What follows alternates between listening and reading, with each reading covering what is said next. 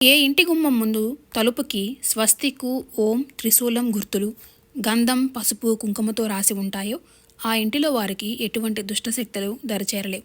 నరదిష్టి, నరపిడలు, ఎదుటివారి ఏడుపులు వీటి నుండి రక్షణ కవచంలా ఈ గుర్తులు పనిచేస్తాయి.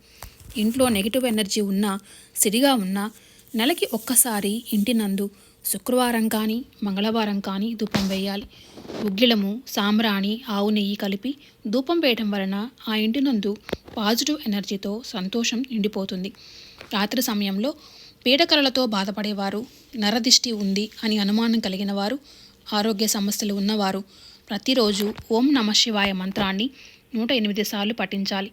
అదేవిధంగా రాళ్ల ఉప్పుని 3 సార్లు సవ్య దిశలో, అపసవ్య దిశలో తిప్పి నీటి యందు పడేయాలి. కుజదోషము ఎప్పటికీ ఉండని రాసులు 2 ఉన్నాయి. ఆ రాసుల వారు కర్కాటక రాశి, సింహరాశి. వీరికి కుజదోషము ఎప్పటికీ వర్తించదు. కుజదోషము ఉన్నవారికి సర్దుకుపోయే గుణము ఉండదు.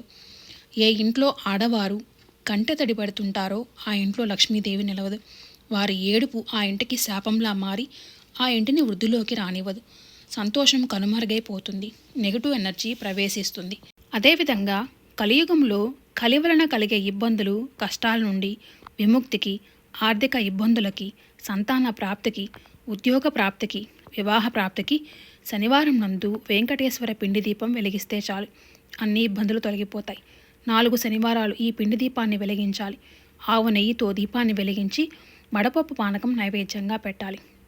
రావి చెట్టు నందు సిద్ధపురుషులు ఉంటారు. కర్మను తొలగించేవారే సిద్ధపురుషులు. అటువంటి రావి చెట్టుని పూజించిన, రావి చెట్టు చుట్టూ తిరిగిన కర్మలు తొలగిపోతాయి. ఇబ్బందుల నుండి ఉపశమనం కలుగుతుంది.